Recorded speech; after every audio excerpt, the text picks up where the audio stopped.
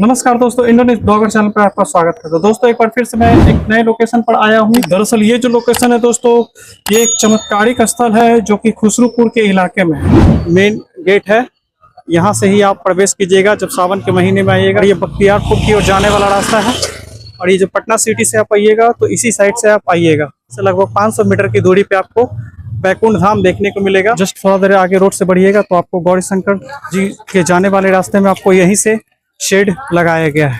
खिलौने की दुकान भी रास्ते में आपको दिखाई देगी। अब यहाँ पे बहुत सारे फूड स्टॉल भी खुल गई है, दुकानें खुल गई हैं।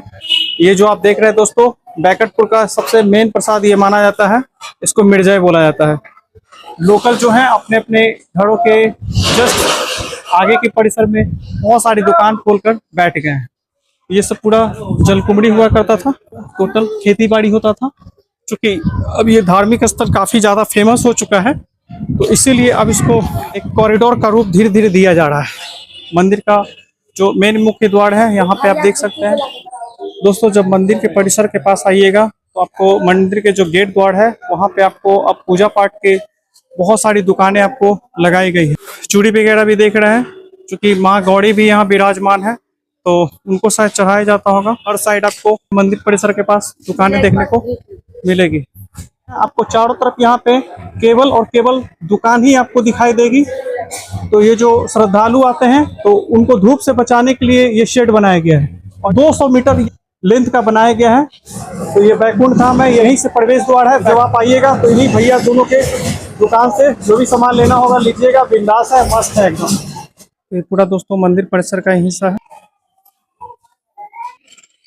तो कुछ इस तरीके से दोस्तों मंदिर का परिसर देखने को मिलेगा, पूरा बना दिया गया है। और ये पूरा चारों तरफ जो है मंदिर परिसर के बाहर आपको पूरा ग्रामीण इलाका है। ये दोस्तों मंदिर परिसर का ही आप भाग देख रहे हैं, जो भी देख रहे हैं। यहाँ पे सावन के महीने में आपको पूरा दुकान दौड़ी यहाँ पे नजर आएगा। चारों तरफ आपको केवल खेत ही नजर आएगा। तो कुछ जो छत बना है उससे मैं आपको दिखा रहा हूँ मंदिर परिसर, तो यहाँ से आपको और क्लियर हो जाएगा। मुख्य मंदिर है दोस्तों, यहीं पे माँ गौड़ी और भगवान शंकर एक साथ विराजमान है। और ये दोस्तों गौड़ी शंकर मंदिर का ये पूरा परिसर है जो भी आप देख रहे हैं। मंदिर दोस्तों पहले की तुलना में पूरी तरह से डेवलप कर दी गई है। सब लोकल बच्चे यहाँ पे, तो इस तरह से दोस्तों यहाँ पे बाथरूम्स वगैरह भी साइड में व्यवस्था की गई है। और यहाँ पे साइड में इस तरीके से बनाया गया है शेल्टर होम, जहाँ पे लोग सावन के महीनों में ठहर सकते हैं। अभी के समय में मंदिर के परिसर को एक काफी भव्य रूप दे दिया गया है। तो ये जो आप देख रहे हैं स्ट्रक्चर, ये दरअसल पहले नहीं बनाया हुआ था। अभी आप ये जो देख रहे हैं ये मंदिर का ये मेन स्ट्रक्चर है। ये दो द्वार हैं, एक एंट्री है और दूसरा एग्जिट है। जब आप सावन के दिन में आइएगा यहीं से आपको जाने के लिए दिया जाएगा। और वो उस साइड जो देख रहे हैं वो गंगा जी की तरफ जाने वाला रास्ता है, मैं आपको दिखाऊंगा। ये हमारे नंदी महाराज हैं। तो चलिए मैं आपको सबसे पहले भगवान भोलेनाथ जी का दर्शन करवाता हूँ। ये मैं मंदिर के एंट्री गेट से एंटर कर चुका हूँ। ये भगवान भोलेनाथ जी का ये गर्भगृह है। अब काफ़ी भव्यता से इसको संवारा गया है। ये देखिए मंदिर परिसर का मैं सीलिंग दिखा रहा हूँ दोस्तों। पहले एक गेट हुआ करता था दोस्तों, वो जो बीच वाला पार्ट देख रहे हैं वही गेट हुआ करता था और बहुत संकरा सा रास्ता होता था, जिसके कारण आने के लिए बहुत मुश्किल होता था। अब ये गर्भगृह का जो मेन हिस्सा है दोस्तों, अभी आप ये देख रहे हैं। तो ये मंदिर है दोस्तों, इस तरह से पूरा बनाया गया है। मैं आपको भगवान भोलेनाथ जी का दर्शन करवाने आया हूँ। तो यहाँ पे जल चढ़ाने के लिए सावन के महीनों में अच्छी खासी आपको मशक्कत करनी पड़ती है। शायद हमारे विष्णु भगवान विराजमान हैं। आप मंदिर के गर्भगृह में आप देख सकते हैं। इस मंदिर को राजा मान सिंह ने बनवाया था, जो कि अकबर के सेनापति हुआ करते थे। उन्होंने ही इस मंदिर का निर्माण करवाया है। ये मंदिर हजारों साल पुराना है दोस्तों। ये स्ट्रक्चर कितनी ज़्यादा खूबसूरती से तराशी गई है। ये दोस्तों अभी भी वैसा ही है। दोस्तों देख रहे हैं ये सब नया स्ट्रक्चर देख रहे हैं, तो काफ़ी खूबसूरती से हमारे भोलेनाथ जी के मंदिर को तराशा गया है। यहाँ से आपको एग्जिट करवाई जाती है। इस तो मंदिर कुछ इस तरीके से डिज़ाइन की गई है यहाँ पे। मंदिर का पूरा स्ट्रक्चर देख रहे हैं, बहुत ही अच्छे से डिजाइन किया गया है। तो इस तरीके से पूरा मंदिर को दोस्तों यहाँ पे बनाया गया है। ये मंदिर सालों भर कबूतरों से इसी तरीके से भरा रहता है। रीडेवलपमेंट करके काफी सुंदर आकार दिया गया है। ये 5 साल पहले ही बनाया गया ना। और ये जो इंफ्रास्ट्रक्चर देख रहे हैं वो सब तो और ज्यादा दिन हो गया ना। वो वाला स्ट्रक्चर इसका कम से कम 10 साल से ऊपर 10 साल से ऊपर बना है। तो दोस्तों ये पुराना वाला स्ट्रक्चर है। तो अभी मैं जो दिखा रहा हूँ ये मंदिर परिसर से बाहर जाने का ये रास्ता है। तो जब भी आप सावन के महीने में जल ढारने आइएगा तो आप इसी रास्ते से जाइएगा। तो माँ गंगा के दर्शन करने के लिए आपको 1.5 किलोमीटर से लेकर 2 किलोमीटर आपको डिस्टेंस तय करना पड़ेगा। तो इसी रास्ते से आप माँ गंगा के दर्शन को जाइएगा, वहां पे स्नान कीजिएगा और उसके बाद आप आइएगा जल लेकर।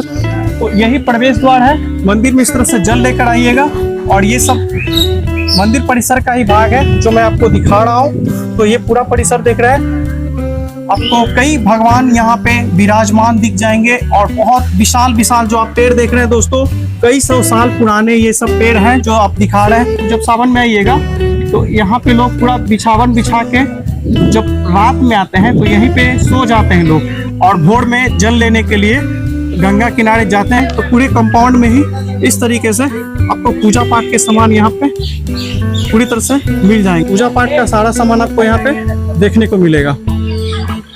तो ये जितना ही मंदिर देख रहे हैं दोस्तों, तो ये सारा मंदिर जो है नया इंफ्रास्ट्रक्चर है। तो अभी मैं आपको पूरा कंपाउंड दिखा दे रहा हूँ कि जब आप यहाँ पे भगवान भोलेनाथ का दर्शन करने आइएगा तो आपको किसी भी तरीके का मुश्किल का सामना ना करना पड़े। देख लीजिए मंदिर के परिसर के बाहर जब देखिएगा तो ये चारों तरफ आपको खेत दिखाई देगा। ये मंदिर थोड़ा आउट एरिया में है। तो यहाँ पे स्वामी सच्चिदानंद सरस्वती है। यहाँ पे बैकुंठ धाम भी बोला जाता है, ऑफिशियल नाम इसका गौरी शंकर धाम रखा गया। हिरनी का पेड़ इसको बोला जाता है। तो ये कितनी विशाल है वो भी आप देख सकते हैं। जब भी सावन का महीना आता था तो मुझे फीवर बहुत भयानक आ जाती थी। तो होता क्या था कि मैं अपने पापा के साथ मतलब चला आता था यहाँ पे जल ढारने। अब सोचिए कि किसी बंदे को 103 से 104 बुखार रहे, वो बंदा गंगा माँ के पानी में अगर नहाए तो उस टाइम भोर के समय में पानी तो थोड़ा ठंडा रहता है इस साइड।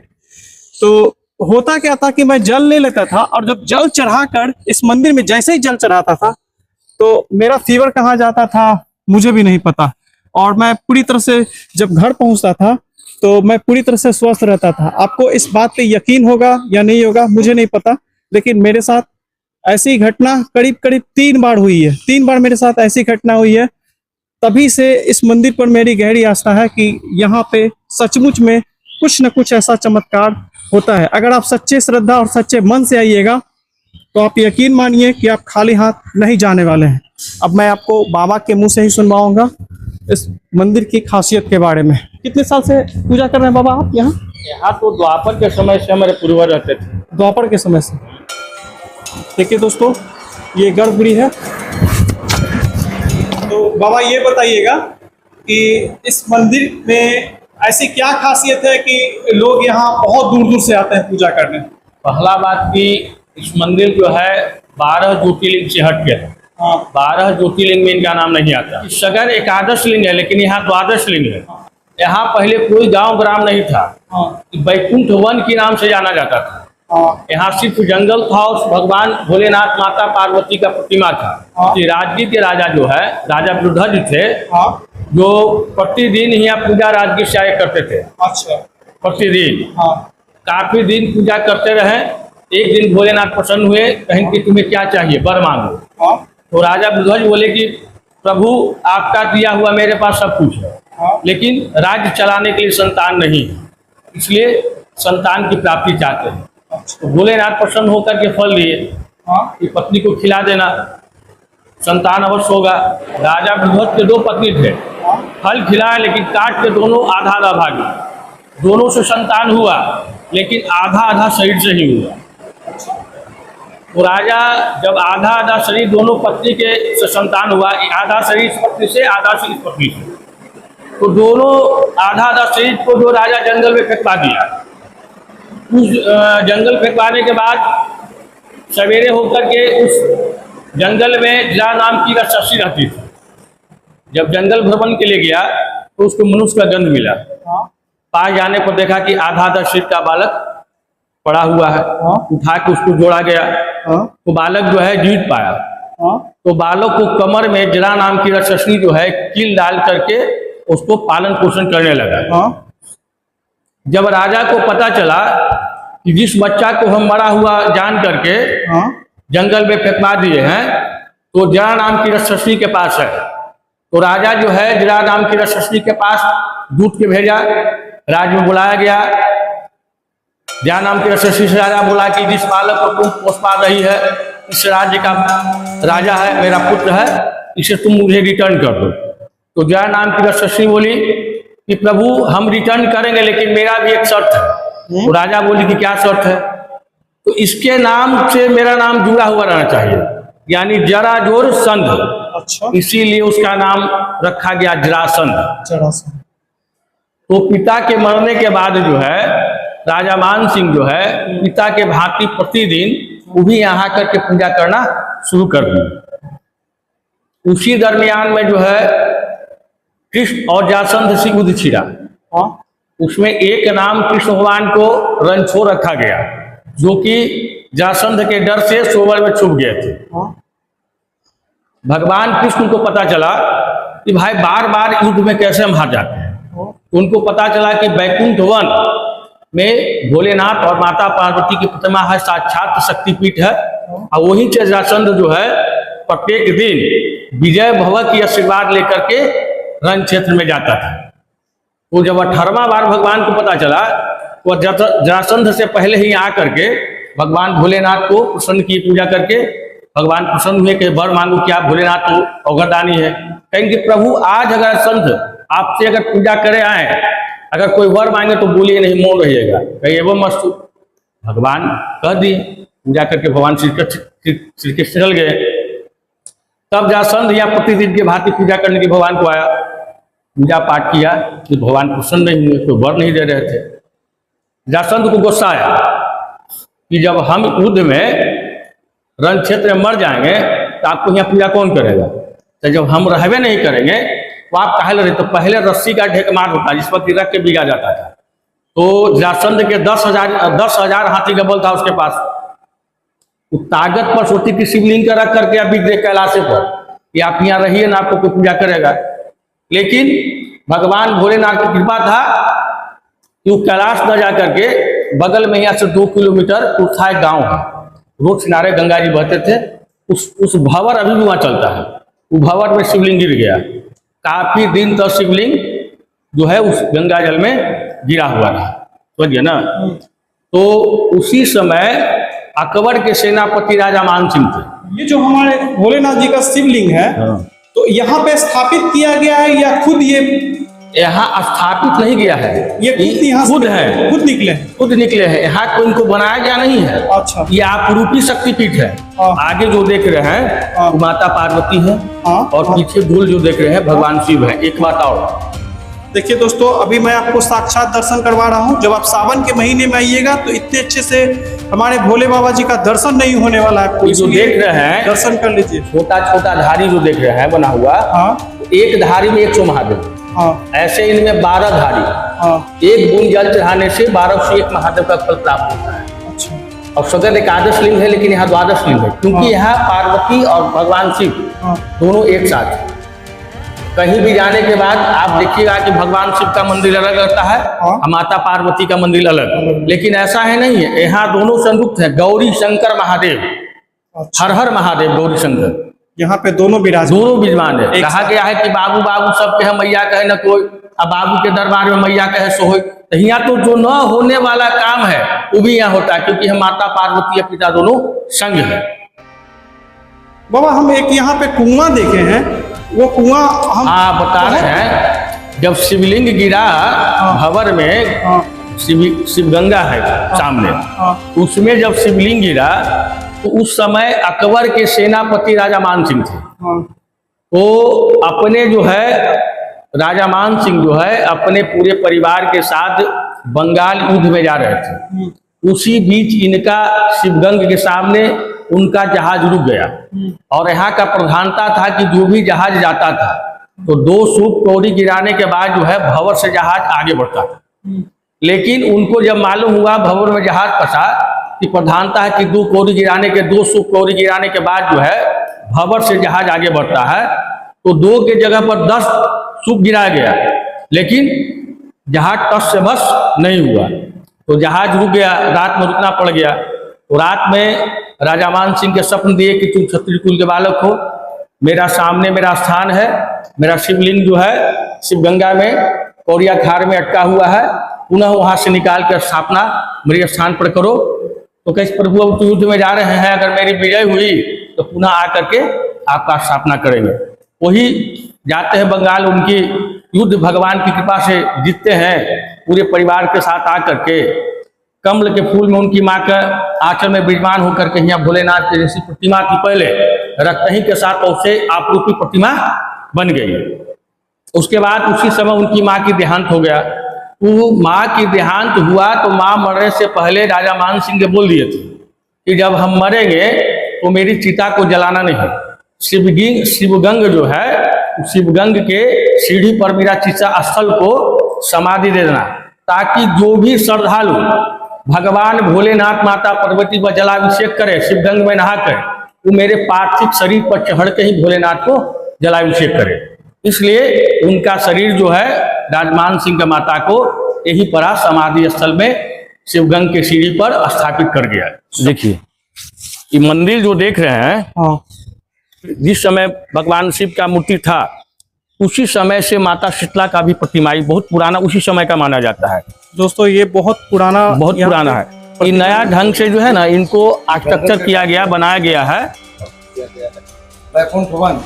वैकुंठ वन के नाम से दोस्तों यहाँ पे शीतला माता का मंदिर बहुत जंगल के टाइम से है, जंगल के टाइम से ही है, बहुत पुराना है, मतलब जिस रूप में थी उसी रूप में है, केवल थोड़ा सा स्ट्रक्चर नया बना दिया गया है। और अभी भी लोग को मानना है इसमें आषाढ़ी पूजा होता है, अगर आषाढ़ी पूजा न हो पाया तो गांव में जो है बहुत सा हानि पहुंचना शुरू हो जाता है, हानि पहुंचेगा। इसलिए जो है इनका हर आषाढ़ी पूजा किया जाता है। वो भी गांव ग्राम में कभी माता जी होते हैं किन्हीं को, तो इन्हीं का जल चढ़ाए हुआ स्पर्श करने से माता माँ का उनका शांति मिलती है, ऐसा प्रतीक माना गया है। यहाँ पे जितने भी चमत्कारी कहानियां थी मैं खुद आपको बाबा के मुंह से ही सुनवा रहा हूँ। हिरनी का पेड़ बाबा, हिरनी ये कितना 100 साल पुराना होगा? ये अनगिनत जो समय द्वापर का समय का ये वृक्ष जो है ना, देखिए उस शाखा मंदिर को देख रहे हैं ना, वहाँ पर डांड इसका था, पूरे छत पे इसका डांड था। अच्छा, ये 5 साल पहले जो है ना अंदर में जो है ना इसका शाखा टूट गया, सब लॉकडाउन में ही वाला टूट गया। इसका फल जो है कार्तिक महीना में फुलाना शुरू होता है, बैसाख में इतना लंबा लंबा पीला फल होता है, जो कि लोग खाने के लिए इसको जो है ना बच्चा से लेकर जवान से बूढ़ा तक जो है ना पूरे पेड़ पर चढ़ करके इसको फल तोड़ के खाते हैं। मार्केट में इसका फल हर जगह नहीं, लेकिन कहीं कहीं अवेलेबल इसका फल मिलता है। तो देखिए दोस्तों ये बाबा खुद बता रहे हैं आपको कि ये द्वापर युग का पेड़ है, और ये जो पेड़ अभी आप देख रहे हैं इतने स्पेस में ये पेड़ फैला हुआ है। तो ये पेड़ की जो टहनियां थी भगवान भोलेनाथ जी का जो मंदिर का जो शिखर है उसको छूती थी, लेकिन कुछ घटनाक्रम के दौरान ये पेड़ का टहनियां बहुत सारे टूट गई, और इसमें कुछ ऐसे फ्रूट्स होते हैं जो आपको लोकल मार्केट्स में नहीं मिलेंगे। तो यहाँ के जो लोकल लोग हैं इस पेड़ से जो फ्रूट होती है उसका बहुत ही ज्यादा वो आनंद मीठा होता है बहुत, और ये बहुत मीठा होता है। देखिए इस मंदिर जो के है तमाम रहस्यों को आज मैं उजागर कर रहा हूँ। जो है देखिए शिवगंग था पहले, जो है गंगा जी इसी सट के बहते थे। अच्छा, ये सब खेत बाड़ी नहीं था, हाँ, ये गंगा जी दरिया बता से शिवगंग था। अच्छा, लोग यहाँ स्नान कर करके इस गेट जो देख रहे हैं, हाँ, इस गेट से जो है हाँ, जल भर करके स्नान करके हाँ, चढ़ के जाते थे। काला पत्थर जो अभी झाँप रहा है दिख रहा है, हाँ, काला पत्थर के नीचे जो है राजा मान सिंह का जो है माँ का चिता स्थल। हाँ, अच्छा यही इतिहास, हाँ इतिहास बताता है, यहीं पे है। यहाँ पे ही राजा मान सिंह की माता जी को यहाँ पे उनको समाधि दी गई थी उनके मरने के बाद। तो अब ये आप जो कुआं देख रहे हैं, इस कुआं के रहस्य के बारे में आपको बता रहा हूँ। कुआं में खिड़की लगा हुआ है, पहले लोग कुआं में कूदते थे तो शिवगंग में निकलते थे। अच्छा, यहाँ कूदने के बाद जो है हाँ, उसमें खिड़की बना हुआ है जिससे कि निकल करके जो है इस शिवगंग में जो है निकल जाते थे। दोस्तों बाबा ये बता रहे हैं, इस कुएं के रहस्य के बारे में बता रहे हैं कि ये जो कुआं है ये भी बहुत ही पुराना है, द्वापर युग का, बस उसी समय का है, उसी समय का है, द्वापर युग का है। और इस कुएं का भी रहस्य ये है कि इस कुआं से आगे जाकर आपको यहाँ पे खुलता था यहाँ आगे आगे खुलता था। और ये जो जितना भी खेत खलिहान देख रहे हैं दोस्तों, यहाँ पे माँ गंगा बहा करती थी, लेकिन समय के अनुसार माँ गंगा सूखती गई और यहाँ से लगभग 2 किलोमीटर पीछे चली गई दोस्तों। ही ऐसा सावन हो जिसमें गंगा जी नहीं आते हैं, लेकिन सावन के महीना करीब करीब गंगा जी आते हैं, लोग का यही स्नान होता है। हाँ, पूरा ये जो इलाका देख रहे हैं दोस्तों, तो कोई ही ऐसा साल होगा जो गंगा माँ यहाँ पे नहीं आती है। मैक्सिमम साल में आप आइएगा तो पूरा ये जो खेत देख रहे हैं पूरा जलाशय हो जाते हैं। माँ गंगा अपने में इसको आलिंगन कर लेती हैं और ये पूरा लबालब माँ गंगा के जल से भरा माँ गंगा जो है आते हैं तो भगवान वहाँ जो काला पत्थर देके वहाँ स्पर्श करके ही घटते हैं। और बाबा ये भी बता रहे हैं कि माँ गंगा जब भी आती है अपने रौद्र रूप में, तो भगवान भोलेनाथ के जो द्वार है यहाँ पे, जहाँ से टच करके ही जो भक्त इस गेट से एंट्री करते हैं, तो यहाँ टच करके ही वो वापस जाती हैं अपने स्थान पे। तो देख लीजिए ये चमत्कार। आपको हर एक धर्म में ऐसी कहानियां और ऐसे रहस्य आपको सुनने को कम मिलेगा, क्योंकि हमारा जो सनातन धर्म है विश्व का सबसे बड़ा और सबसे पुराना धर्म है, और यही सब चमत्कार जो है हमारे धर्म को पूरे विश्व में महान बनाती है। बाबा, इस कुएं के बारे में और कुछ आप बताना चाहेंगे? इस कुआं में पहले कृष्ण जन्माष्टमी होती है ना, हाँ, तो कृष्ण जन्माष्टमी के बिहान होकर के हाँ, यहाँ पर ही भगवान को छठी मनाया जाता था। यहाँ पे?